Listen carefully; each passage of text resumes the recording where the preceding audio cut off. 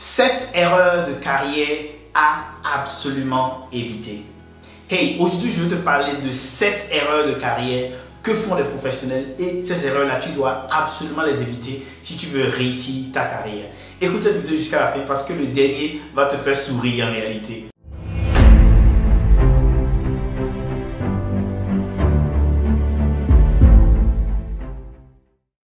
Faire des erreurs est humain. En fait, tout le monde fait des erreurs. J'en fais, tu en fais, nous en faisons et nous en ferons encore. Néanmoins, en matière de carrière, il y a des erreurs que lorsque vous les faites, ça a de graves conséquences. Aujourd'hui, je veux partager avec toi les 7 erreurs à éviter sur le plan de ta carrière. La première erreur est d'accepter la première offre. Lorsque tu postules à un poste et que le jury est intéressé, l'entreprise veut de toi, on t'envoie une offre.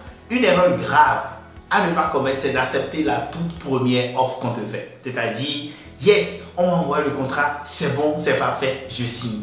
Je pense qu'il faut toujours négocier. Il faut toujours négocier quelque chose. Soit tu négocies l'augmentation de salaire, soit tu négocies un changement de titre, ou soit tu donnes de meilleures conditions d'assurance, etc. Il faut toujours négocier. Il ne faut jamais accepter la toute première offre. Et l'une des raisons pour lesquelles il faut négocier par exemple le salaire, c'est que lorsque vous commencez dans une entreprise, le salaire par lequel vous commencez va affecter jusqu'à quel niveau vous allez arriver dans l'entreprise. Donc, si tu commences très bas, tu vas arriver peut-être ici, mais si tu commences ici, tu pourras arriver à ce niveau-là. Donc, il est important de toujours négocier et surtout de négocier le salaire. La deuxième erreur, c'est d'éviter le réseautage dès que vous avez un travail. Et je vois ceci pour beaucoup de professionnels. Dès que des gens ont le travail, dès qu'ils ont un emploi, ils ne sont plus disponibles pour faire du réseautage. Ils ne sont plus disponibles pour augmenter leurs contacts, leur réseau. Ils sont tellement concentrés dans le travail, ils ne font que ça. Ils sont de super et de très bons employés. Mais j'aime dire, si vous êtes un très bon employé, c'est pour cet employé-là.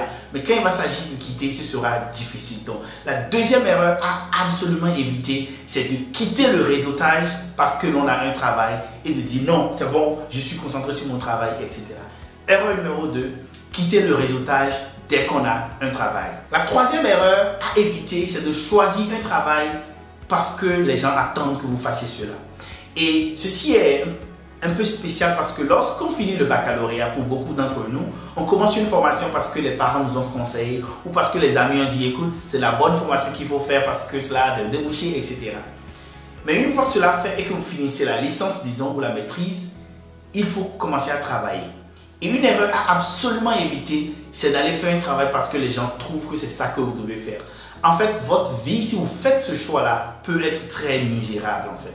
Il faut faire un travail parce que l'on est passionné, parce que l'on veut cela et parce qu'on sent que l'on va être heureux, l'on va être bien dans ce travail. Plutôt que de faire un travail parce que tout le monde dit d'aller faire cela. Et les gens ont leur raison, c'est simplement nous dire mais cette entreprise elle est bonne, c'est une grosse multinationale, va travailler là-bas. Ou encore, cette start-up est meilleure, ou encore il paye bien par ici, va là-bas. Voici des raisons que les gens peuvent avancer. Mais l'erreur à éviter ici, c'est de faire un travail parce que les gens attendent cela de vous. Erreur numéro 3 à éviter, faire un travail parce que les gens attendent cela de vous. La quatrième erreur à éviter, c'est d'être satisfait dans son travail actuel. Il y en a qui, dès qu'ils ont un travail, comme je l'ai dit précédemment, ils deviennent satisfaits. Ils sont à l'aise, et vous m'excusez, mais ils prennent du poids, ils sont comme ça dans leur position, ils sont toujours comme ça. Donc c'est comme si eux, c'est la fin du monde. Ils ont trouvé le jackpot, c'est la fin du monde. C'est une erreur grave. Et j'ai eu beaucoup d'amis qui m'ont raconté leur expérience malheureuse, qui se sont sentis bien, qui se sont sentis à l'aise, qui se sont reposés dans des postes. Et subitement, du jour au lendemain, on les a mis à la porte, on a arrêté leur contrat. Donc, une erreur à ne pas commettre, c'est de dormir sur ce laurier, de se dire bon, j'ai déjà un travail, je me sentis très à l'aise dans son travail, au point de ne pas chercher à se former, au point de ne pas chercher à faire du réseau, au point de ne pas chercher à améliorer ses compétences pour rester compétitif sur le marché. La cinquième erreur à éviter, c'est de ne pas avoir d'équilibre travail et vie personnelle. Il y a des gens qui adorent le travail et moi aussi j'adore le travail. Les gens disent workaholic, j'adore le travail. Mais il est important de pouvoir faire l'équilibre, de trouver le juste milieu. Il y en a qui travaillent jusqu'au dimanche. Oui, il y en a qui travaillent jusqu'au dimanche. Et ils sont fiers de dire, oui, je travaille, je suis occupé.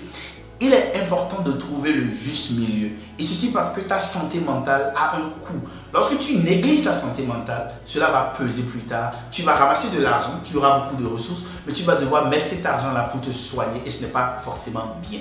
Donc ici, l'erreur à ne pas commettre, c'est de ne pas avoir d'équilibre entre le travail et la vie personnelle ou la vie familiale. Et parlons de cela, donc, cela veut dire que tu vas donner plus d'importance, par exemple, au moment en famille, faire du sport, faire des choses qui vont te permettre de pouvoir garder l'équilibre travail-vie personnelle.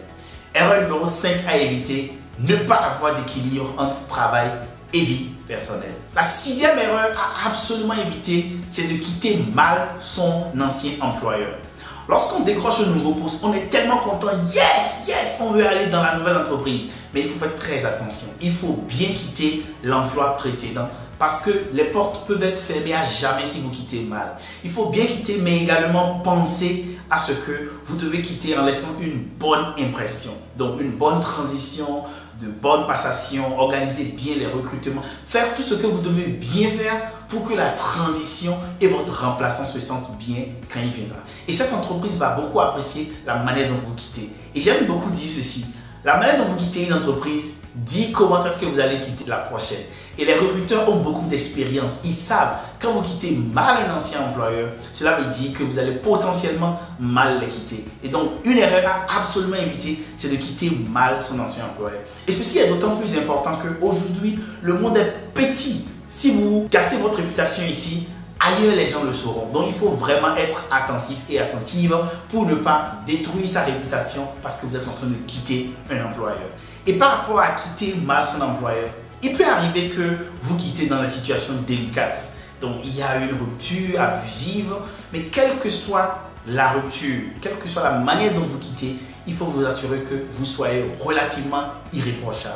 Donc, restez professionnel, restez vraiment professionnel dans les règles de l'art. Faites les choses dans les règles, annoncez votre départ, organisez bien les choses parce que cela va être très important pour maintenir votre réputation et pour également préparer peut-être, on ne sait jamais, un comeback un jour ou simplement parce que vous allez retrouver les mêmes personnes dans d'autres entreprises ou dans d'autres opportunités pour pouvoir collaborer avec ces personnes-là. Donc, quitter bien son employeur est très important. Donc, une erreur à absolument éviter, c'est de quitter mal son emploi actuel. La 7e erreur à éviter, et ceci va te faire rire, c'est les commérages ou les papatos. Une erreur que beaucoup de gens commettent, c'est de penser que être impliqué dans les commérages au bureau est un moyen pour se faire apprécier. Il ne faut pas faire cette erreur-là.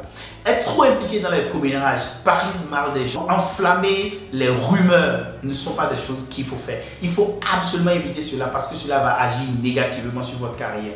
Cela va donner une mauvaise perception de vous. Cela va projeter que vous êtes un cadre qui n'est pas compétent sur son travail ou compétent. Cela va donner une mauvaise réputation. Donc il faut absolument éviter de se lancer dans les commérages. Et j'aime dire ceci, les papatos, c'est vraiment pas bon. Et surtout si vous voulez réussir à l'international, il faut réduire au minimum cette envie de se lancer dans les commérages ou de pouvoir mettre de l'eau ou de l'huile sur les commérages ou le feu de commérage. Voilà quelques conseils que j'ai voulu partager avec toi sur quelles sont les erreurs à éviter en matière de carrière. Dis-moi ce que tu penses de ceci et dis-moi à ton avis quelle erreur on doit absolument éviter en commentaire. Et si tu as aimé cette vidéo, like, abonne-toi et partage, car partager c'est grandir ensemble dans la fête. Je suis Marius Chabi et j'accompagne les professionnels compétents à s'expatrier. Pour travailler avec moi, m'écris en commentaire privé ou sur vip@limpatient.com. Et sur ce, portez-vous bien.